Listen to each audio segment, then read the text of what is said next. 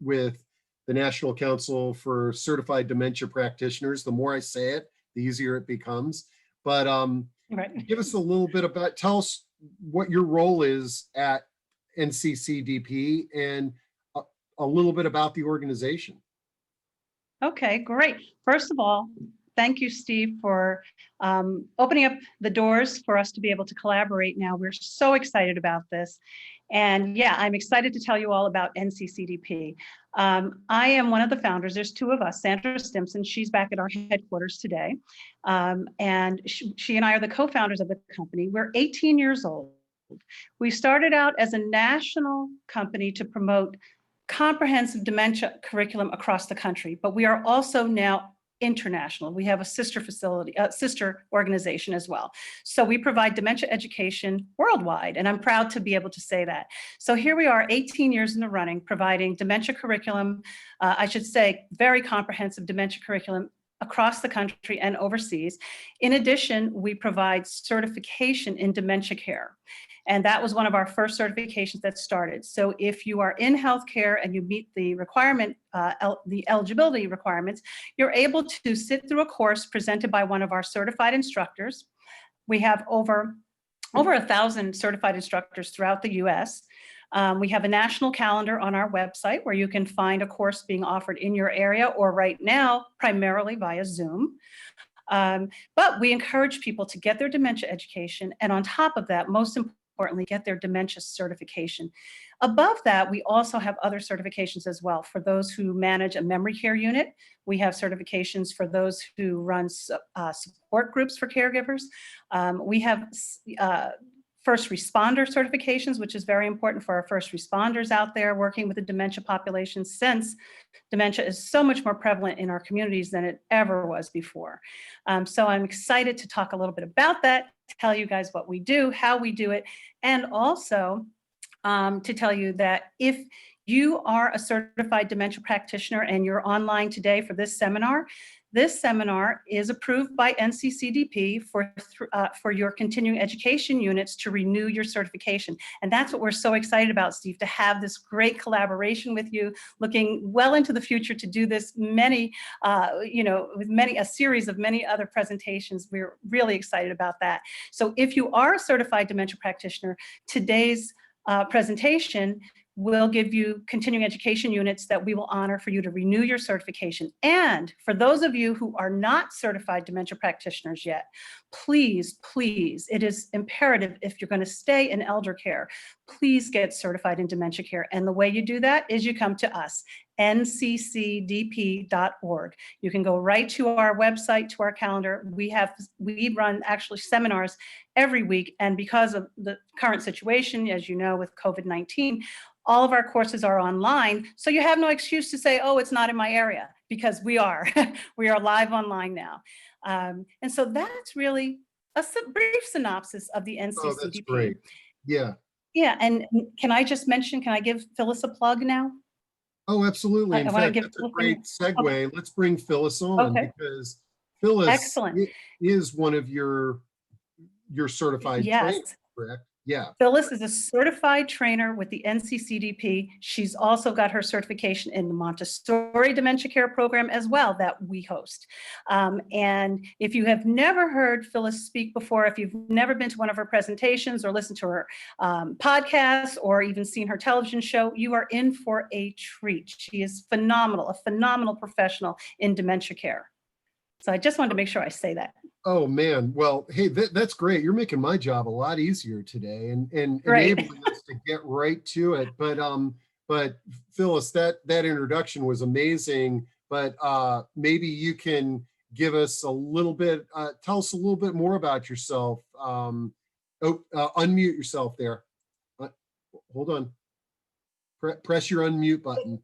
I appreciate it tremendously, Lynn. That was really terrific. I think you're talking about me. I heard you mention my name. But anyway, I actually had the privilege of meeting Lynn a few years ago when I was doing the host and associate producer of a television show, a pilot show on a local Hartford public access television station. And Lynn, it was just fantastic. We share a mutual interest and passion about dementia care. And I was a dementia practitioner at that time, but as a result of the conversation, I was inspired to become a trainer and a manager and to receive my certification in Montessori for dementia. So I'm very proud to continue my affiliation with NCCDP, and equally proud actually that they have published several of my articles in their newsletter. I have one coming up in I think it might be next week, the November newsletter that's coming out. So I'm very, very grateful and appreciative that they have continued to support my work, not only in the field of dementia, but as an advocate. I've worked in about 45 skilled nursing facilities. So I've worked with thousands of families and residents. I'm proud that I'm able to be an advisor for families and who are seeking care for their loved ones, because I have such valuable information from the inside perspective. And I've written a couple of books. My next one should be coming out in a few weeks. Dignity and Respect: Are Aging Parents Getting What They Deserve? And Lynn mentioned my podcast, Seniors Straight Talk. I just started actually a YouTube channel, Senior News for Today, where I have tidbits about news that's of value, I'd say, for not only seniors, but the community at large. So Great. we're Wow. all in the same space, sharing our passion and care about elder citizens, how we care for them, treat them, Excellent. dementia or otherwise. No, this is great. Now, when we were chatting to plan this out, Phyllis, the menu of different programs than Phyllis can do is quite extensive. And but today you're going to be talking about empathy versus empathy, which is a concept that I believe you've pioneered. And give us a little glimpse at what we can expect today, and then Lynn and I are going to drop off the screen and just let you go.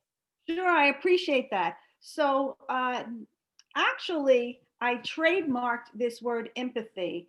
It's really about resilience, and resilience is not a new concept. It's about self-care and self-kindness and self-compassion, but there was no real word to really describe all of that. And I was actually doing a presentation earlier this year at a skilled nursing facility upstate New York, and I came up with the idea at that time.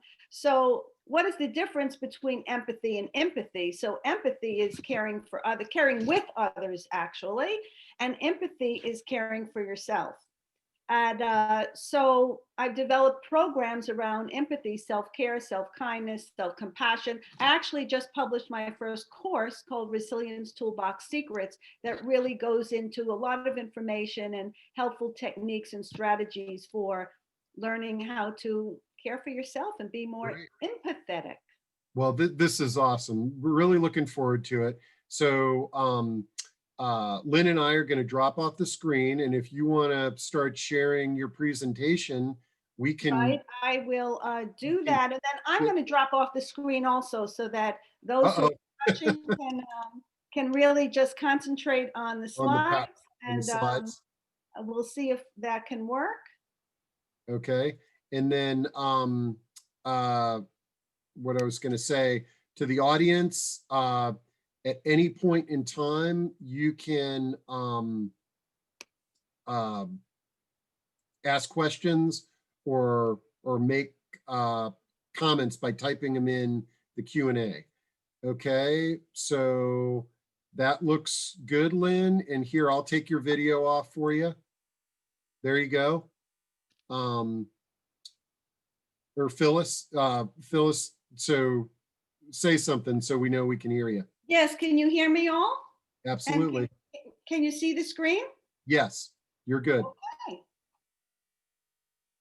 So are we ready to shake, rattle, and rock and roll? You are good to go. Let it rip. So thanks a lot, Steve. So unlocking the secrets of empathy versus empathy, caring for others versus caring for ourselves. And how are we going to go about doing that? So here we go. So I'm moving from this title slide to our next one, which is a poll. So the poll is, are you a provider, an older adult, or are you a caregiver? So Steve, you'll run that poll for me?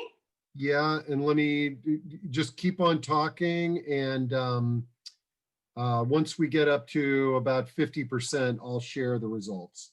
Okay, great. So whether you're a provider, an older adult, or a caregiver, I will say that, well, I'll say it this way. Providers also can be caregivers because many people have older adults in their families or a loved one in their family that they're caring for. If you are an older adult, you may be thinking about the kind of care you may need for yourself down the road.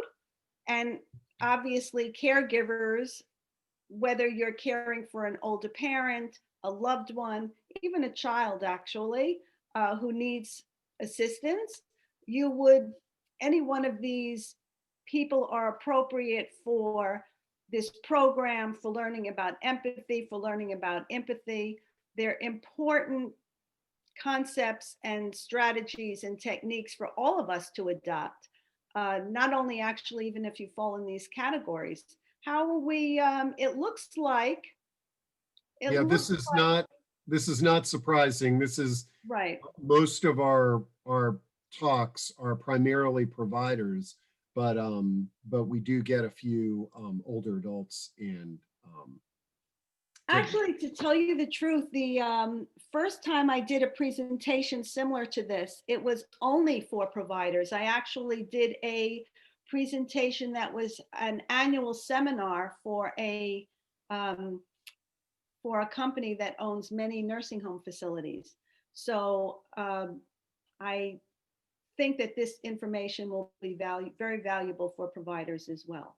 So I'm going to go to the next screen and begin.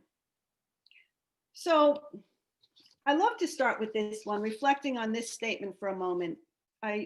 Some of you may be familiar with Maya Angelou's statement.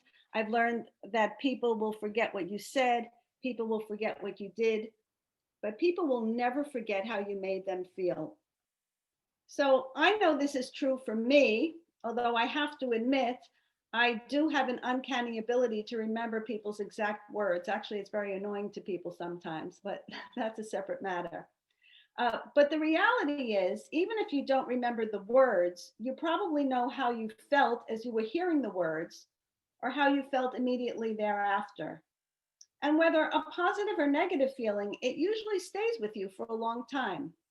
And I would say that oftentimes we think in terms of ourselves, how we're feeling, but not necessarily in terms of others, unless, of course, they tell us. That might be family or close friends, and sometimes they don't even tell us either. So then what happens is oftentimes, and I'm wondering if people can relate to this, sometime down the road, you may get some kind of reaction and you don't even know why you've gotten that reaction, but the reality is that person is actually reacting to how they felt the last time you said something. So I'm actually wondering if anybody wants to put that in the chat, if they can identify with this or they've ever done something like that. I probably have some time in my life. So that would be interesting for me. I'm going to go to the next slide though. And the next slide is a video. I love this video. It's by Brene Brown, and you'll get an idea when you watch it.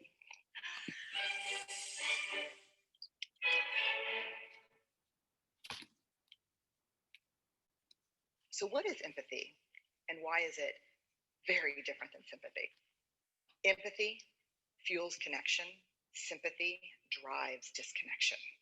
Empathy, it's very interesting. Teresa Wiseman is a nursing scholar who studied professions, very diverse professions where empathy is relevant, and came up with 4 qualities of empathy: perspective taking, the ability to take the perspective of another person or recognize their perspective as their truth, staying out of judgment, not easy when you enjoy it as much as most of us do, recognizing emotion in other people and then communicating that. Empathy is feeling with people. And to me, I always think of empathy as this kind of sacred space when someone's kind of in a deep hole and they shout out from the bottom and they say, I'm stuck, it's dark, I'm overwhelmed. And then we look and we say, hey, I'm down. I know what it's like down here, and you're not alone. Sympathy is, ooh, it's bad, no, you want a sandwich?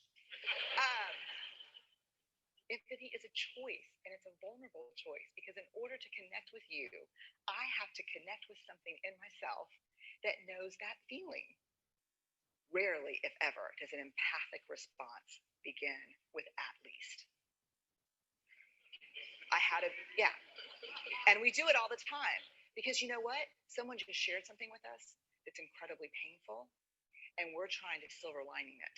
I don't think that's a verb, but I'm using it as one. We're trying to put the silver lining around it. So I had a miscarriage. At least you know you can get pregnant. I think my marriage is falling apart. At least you have a marriage. John's getting kicked out of school. At least Sarah is an A student. But one of the things we do sometimes in the face of very difficult conversations is we try to make things better. If I share something with you that's very difficult, I'd rather you say, I don't even know what to say right now. I'm just so glad you told me. Because the truth is, rarely can a response make something better. What makes something better is connection.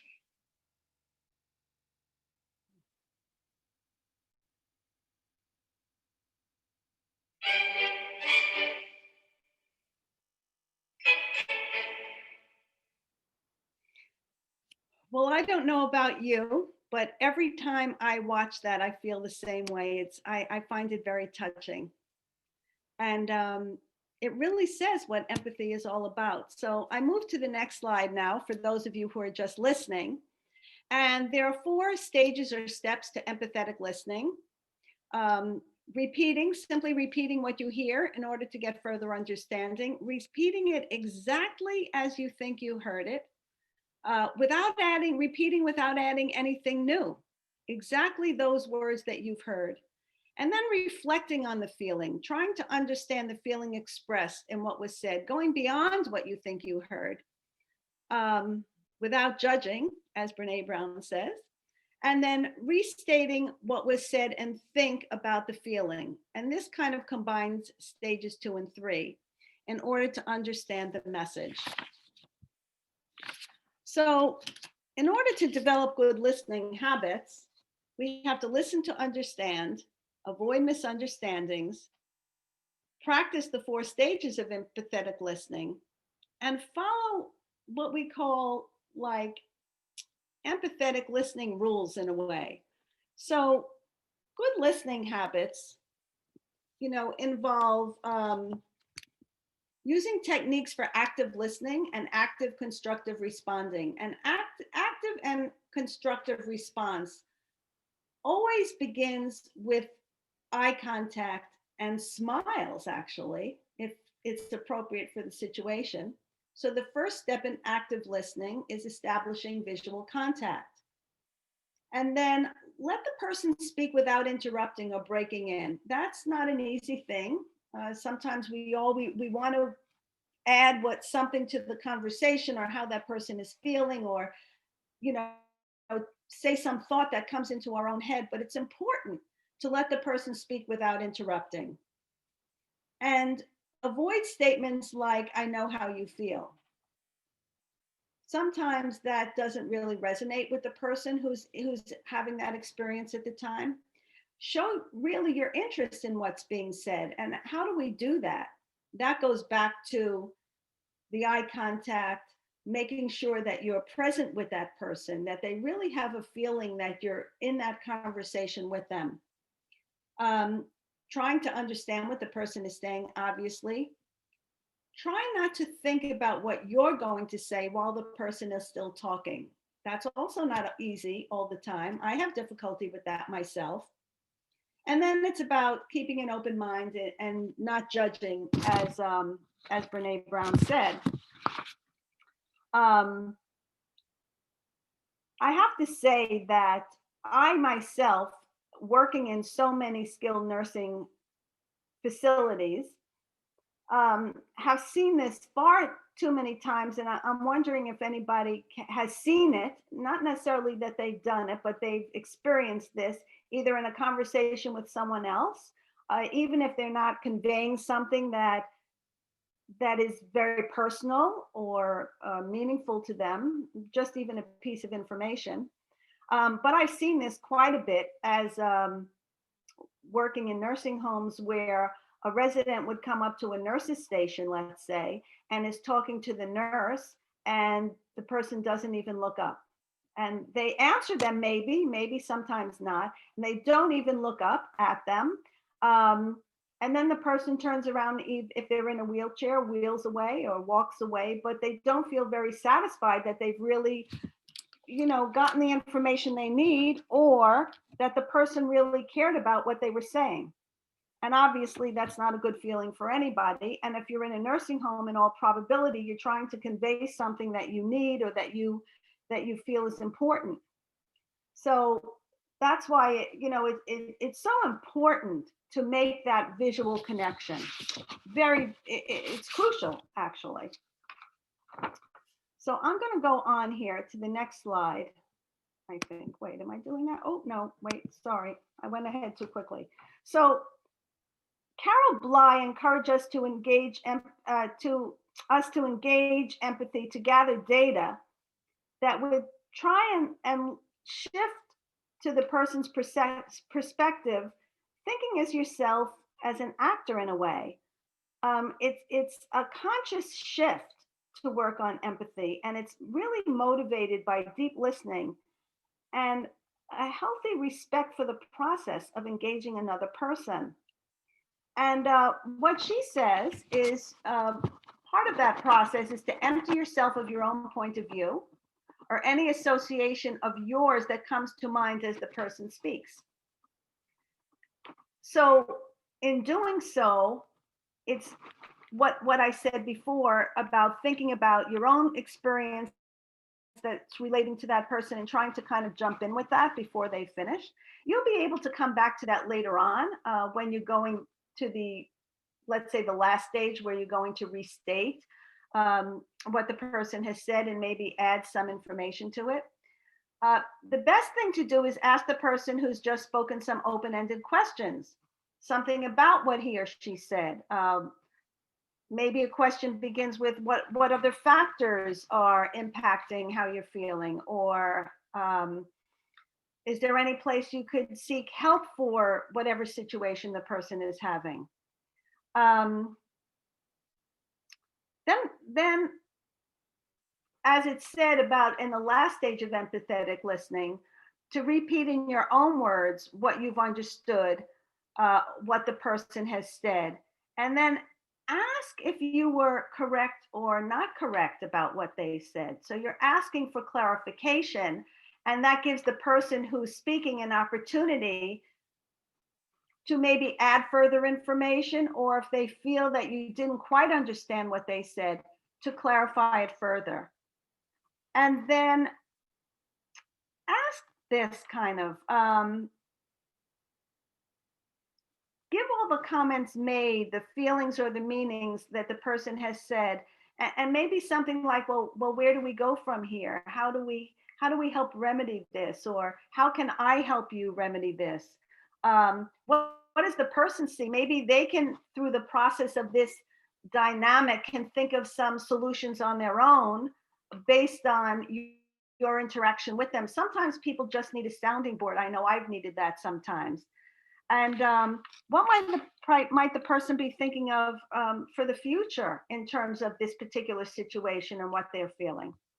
Now I'll go on to the next slide. So the next slide is barriers to empathetic communication. And I'll just go through the ones that are listed on the slide for those people who are listening. So advice giving, attempting to fix the problem, as was said, analyzing or diagnosing the problem or situation. We all have a tendency sometimes to tell a story, some story that maybe we have that's similar to that person, but then it takes away from that person's sharing. Sympathy or pity, as Brene Brown says, completely shutting down. And I'm sure we've all spoken to people where we felt they were shutting down. They didn't pay any attention at all. Maybe they just moved on in the conversation. They couldn't deal with what was being said. But obviously, that is a tremendous barrier to any kind of empathetic communication interaction. Changing the subject, just like we saw in Brene Brown's video. I love that. You want a sandwich? I love that one. Interrogating, in a way that's kind of judgmental and kind of one-upping the speaker. I kind of have some ideas of what that would sound like. So let's say interrogating, for an example. So let's say it's somebody who's talking about some recommendation their doctor had for their diabetes, for example. And using direct questions kind of sometimes exposes the person's behavior and also can expose some kind of guilt that they may be feeling about not following through on what the doctor's recommendation was in this particular case. So an example might be, so why aren't you following the diet your doctor or diabetes educated provided? And then the person saying, oh my gosh, they may feel horrible about that. It might be a better way to say, you seem overwhelmed with managing your diabetes. I mean, just an example. It's reframing. It's taking that tendency to ask a question or be, I would say, confrontational in a way, and really just reframing it. It's not an easy thing to do, and it takes practice. One of the techniques I actually talk about in resilience is reframing for ourselves. And it's not an easy thing. I'll give you an example. I actually had this just yesterday. I was driving and there was somebody driving at like 13 miles an hour in front of me. And I'm like, my first reaction was, oh my God, they're below the speed limit. And, this is annoying and it will take me longer to get where I'm going. And I stopped myself and I said, well, guess what? You'll get there a minute later. It's only going to be a minute difference. You're driving. Why don't you take the opportunity to look around and see if there's anything you could appreciate about your surroundings? And in that moment, in that shift, I felt a change inside of me. And obviously it wasn't such a stressful experience anymore. So that would give you an idea how that would affect a person if they're really conveying something to you that's a challenge for them. How helpful it would be if you could, respond to them in a way that's more empathetic, more encouraging, more reframing, rather than being confrontational that could provoke a feeling of guilt. I'm going to move on. So here are some of the hows of communicating effectively. And so direct and honest communication is on this slide, as is responsible responsiveness, I call it, respectfulness, active listening, as I mentioned before, nonverbal communication, and asking rather than telling. So deciding to connect with empathy is also when we talk about, let's say, nonverbal communication, using subtle cues to convey that you're listening intently and to honor those first golden moments when the person begins to communicate with your body language. I said eye contact, smiles, leaning forward, don't cross your arms, nodding your head up and down to indicate affirmation. Even a simple, subtle lets people know that you're really in that conversation with them. listen to the feelings the person might be saying that are underlying what they're saying. So we'll all, I'm sure, can be thoughtful of being in conversations where somebody listens to you, let's say, and thinks that you've said something a certain way, and you said, oh, that's not what I meant.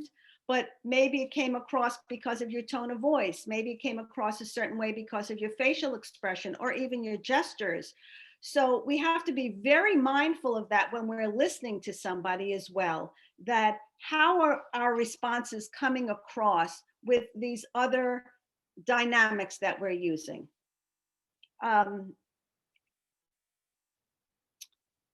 Really remaining present in that conversation. That's not always an easy thing either. You know, they say that we have between 12 and 60,000 thoughts going through our minds all the time. And I'll talk about that a little later when we get to empathy, but it's like a tape running around in your head all the time. So when a person's talking with you, very often you're thinking about, oh my God, all the errands you have to do, all the calls you have to make, what bills you have to, you know, pay, what your next task is that you have to finish. And a person can actually see that. You could see it in a person's eyes. You could see it in a person's body language. So being mindful, being present in that conversation is a very important aspect of effective communication.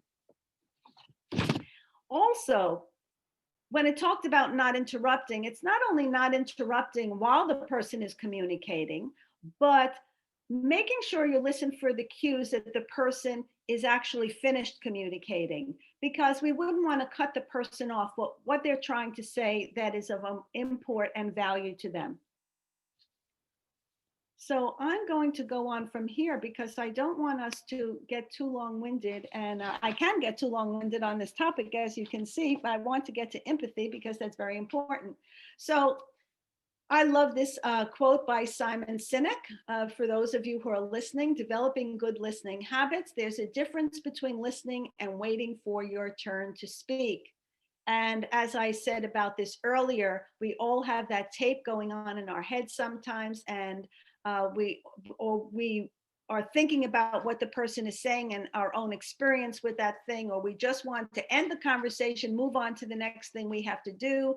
So we're not really fully engaged with them. All of these other things are going on inside of us, and that interferes with the communication process, and certainly it interferes with empathetic listening.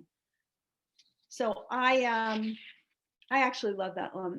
For those of you who don't know Simon Sinek, if you don't, I suggest he has many TED Talks. His book, Start With Why, is a fantastic book, and I recommend it to anybody who's listening, or recommend it to anybody else. He's really something special. I just finished reading his book not too long ago. So I'm going to move on from here. And here we are, Steve, at poll number 2. Okay, all right, let me pull that up and keep on going. Okay, so I'm going to, for those people who are listening, this poll asks, do you have someone in your family you believe needs care at the moment? And if you're a provider, you may have somebody in your family, an older parent or a spouse or even a child, as I said earlier, who needs care. Do you know anybody caring for an older adult? Are you presently caring for an older adult? Do you have experience with caring for an older adult in the past? Or are you currently thinking about your own needs, your own care needs now or in the future? I have to say, when I do presentations on caregiving, I've done several in the public and private sector. I've done them most notably at the corporate headquarters of ESPN. I've also done them at the Connecticut Department of Justice, and I've done some webinars on it. And I usually, when I do them in person, I always ask these questions. And by the end of these questions, almost everybody's hand is raised. And when I tell everybody, look around, these situations are universal. It's not particular to anybody of any age, any background, any religion, how much money you have, where you went to school, who your friends are, where you live. And I think it's really a great way to think about the fact that we're really all in this together. So you So can see the here we results have there. the answers. And I think it's a similar response. Yep, yep, very, very similar. Almost everybody that I talk to, even people that I'm meeting on a Zoom call for business, we get into this conversation, and sooner or later I'll hear something, either it was their grandparent or, you know, a spouse or their mother-in-law or great aunt or parent. Everybody is in this situation in one way or the other. And as the population continues to get older, we're going to have more of this. So I'm going to go to the next slide. Steve? Yep. So here we come to empathy and self-care, self-kindness, and self-compassion. For those of you listening, it's on the first slide. So all of this boils down, as I said to in the beginning, being resilient. And there are components and techniques for each of these areas. And I'm just going to go into them briefly in this presentation. And as I said earlier in the introduction, Steve, I have a course that goes into more depth in each of these areas, and it actually provides a wealth of information, examples, demonstration for implementing and strategies for all of these techniques. And it's called Resilience Toolbox Secrets. So I'm just going to go on to the slide where we can actually talk about this. So this slide are self-care misconceptions. And for those of you listening, it says self-care isn't selfish. Self-care is actually a sign of self-love. I don't want to get too mushy for the men on this call. Sometimes they're not so thrilled about all the hearts and flowers, but I thought it was important for the message. So this is really very important because I want to ask this question, Steve. I wonder if people will answer this. Why do they think that there are these misconceptions about self-care? I'm interested to see if anybody's going to put that up in the chat. Has anybody responded? Hold on, sorry about that. No, that's quite all right.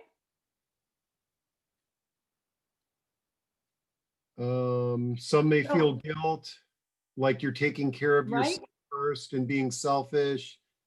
Sometimes self-care means stepping away.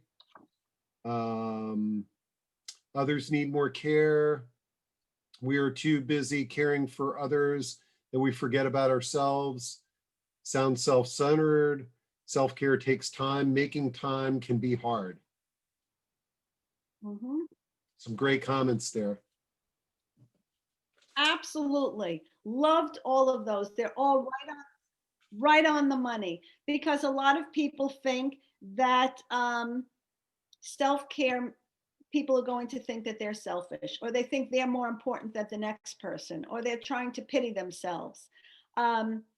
Those are all terrible misconceptions, because if you can't care for yourself, you're not going to have any fuel left in your tank to care for anyone else. You know, what did they tell you on an airplane?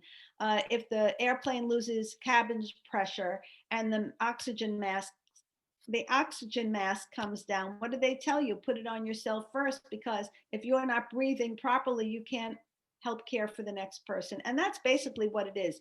The reality is, though, we don't want to wait for an emergency situation. This is something we really have to do on a regular basis. So I would encourage people to think about what they do to care for themselves physically, if they are doing so, and if they're not, to think about what can they do to care for themselves physically. Obviously, there's caring for yourself psychologically. caring for yourself emotionally. And these are all areas where you have to look at yourself and say, I need to do something for myself in each of these areas, because if you fall apart, you're not going to be any help to anybody else.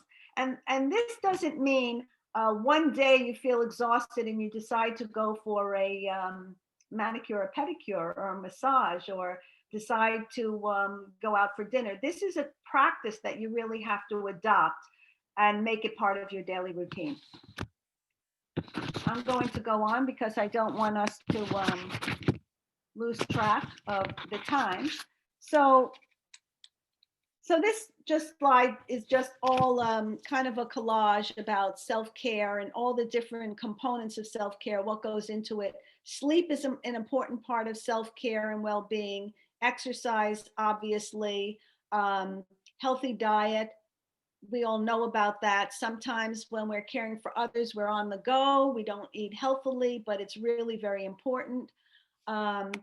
Being deliberate, making a conscious effort to do that. It improves your mood, actually. It will improve your own ability to care for the next person. I know we don't have that much time, so I'm just going to go on. Stress. This is a picture for those of you who are only listening. It's a picture of somebody really looking at, I don't know if they're pulling their hair out of their head or they're imploding in a way. They just have their hands over their head. I know I have felt this way at times when I'm stressed. And it says stress can be a killer. It actually can be a killer. Studies have shown that stress can affect you in your physical, emotional, and psychological well-being. The American Psychological Association has actually found connections between chronic stress and 6 leading causes of death. But and not only that, it actually works in an insidious way to affect our daily lives and our personal and professional relationships. You know, I could tell you that many years ago, when I was going through a very difficult time before I got divorced, when I think back about that time, I can think about how I responded to my colleagues at work in certain situations, and how maybe had I not been going through that stress, I might have responded differently. You know, we all say that, you know, don't carry your baggage with you into your work environment, but it's not such an easy thing to do. So, as I said in the beginning, empathy involves self-care, self-kindness, and self-compassion. So in this slide, we have 7 life-changing ways to exercise self-compassion. Oh, it looks like I have a little typo in the first one, Steve. Sorry about that. Acknowledge when things are going, when they're hard for you, and pause before you go into damage control. And befriend yourself as you are a friend to others. So self-compassion is actually talking to yourself as if you were the most kind and understanding friend. If that friend could see all of what makes you you, everything you have been through, everything that happens in your mind, all of your good intentions in life, they would have compassion for how difficult things are for you. And if you can think about that in terms of yourself, I mean, then you'd be your own best friend. And that's really an important part of self-compassion. Recognizing things that you cannot change. I mean, they're just a reality to that. Many of us think of ourselves, or we behave in a way that's kind of perfectionistic, but that actually sets up a losing battle, because we're always pursuing perfection. And life doesn't really work in black and white, as we all well know. Look at what all happened to us this year, right? So there are many factors that contribute to that, and you know, that's a long list, so we won't go into that now. So the next one is showing yourself some affection.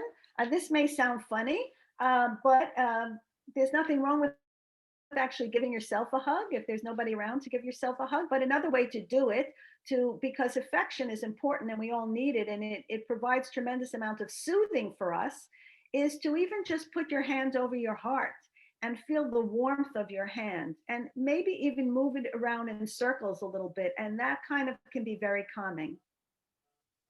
Don't force yourself into positive thinking. Positive thinking is actually, it actually is not helpful because it really doesn't deal with the underlying issues. We're all prone to that a little bit. We try and say, oh, I'll just forget that. I'll try to, you know, I'll just try to think about it positively, but that's not really, there's really more that goes into that. Actually, a part of positive thinking is to think about something that you can be grateful for, and that's a great way to switch things around. Like I said, when I was driving yesterday, I gave that example earlier. I also tried to say to myself, well, Phyllis, you have a car and you're driving, and you're in a very comfortable car, and this is a great thing. And actually, it sounds like a simple, silly thing, but it actually can shift your whole focus. And then to have a self-compassion mantra. And I'm going to go to the next slide so that you can see what that is. I believe I have it here. And this is the loving kindness Metta chant. And it can be very soothing to say over and over again. And once you do, it kind of becomes rhythmic and very calming. I'm going to say it for the people who are listening, but also to give the people who are watching an idea of how this can work. So you may even want to do it along with me, to yourself. And you would do it out loud, actually. So it would be, may I be happy, may I be safe, may I be healthy, may I be at peace, may I live with ease. And do it 2 or 3 times. May I be happy, may I be safe, may I be healthy, may I be at peace, may I live with ease. I'll do it one more time. May I be happy, may I be safe, may I be healthy, may I be at peace, may I live with ease. I don't know about you, but I could feel a shift inside myself. It's really very calming. So this is another way of showing yourself self-compassion. So we're coming to the last slide here about resilience, which is empathy is resilience. It's the strength and speed of our response to adversity and our ability to bounce back from it. And that's why it's important to adopt techniques that can help you, because when you're in the throes of a situation, if you have these techniques, if you at your disposal, if you've practiced them, then you can call upon one of them or a couple of them to help you through these really challenging times. And we're all experiencing these right now, let's face it.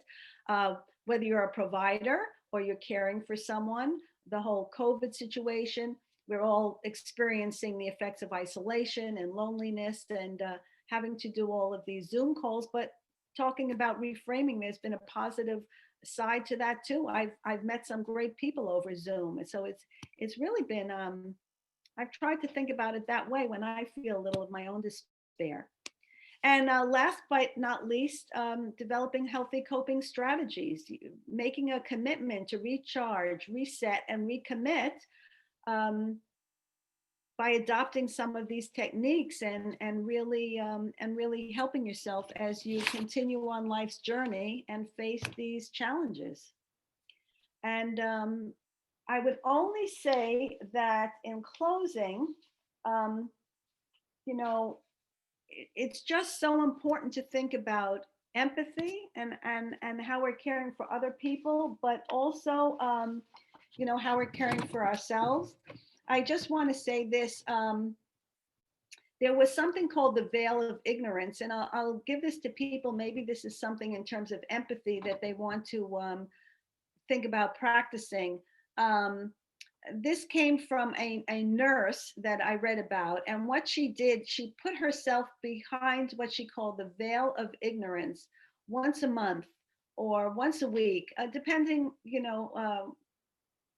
what she felt was important for the situation, and to look outside herself. And she would say to herself, I'm reading this actually, what if I found myself tomorrow to be in this person's position? How would I feel about my daily activities? What would be the hardest thing for me? And what would bring me the most joy? And often, you know, simple changes or different ways of thinking or gestures of even appreciation can make a large difference. So I would suggest that that people think about trying to do that, maybe even once a week. And Josiah Royce, who was an American philosopher, he argued that the path to becoming more empathetic is to recognize that we all have inadvertent, closed-hearted tendencies and false assumptions that accompany them. And that sometimes affects how we respond to others. So I think that brings us pretty close to the end of the hour, Steve. Yeah, that's great. Really very thought-provoking, and lots of folks have made some really nice comments on how helpful your thoughts and presentation was.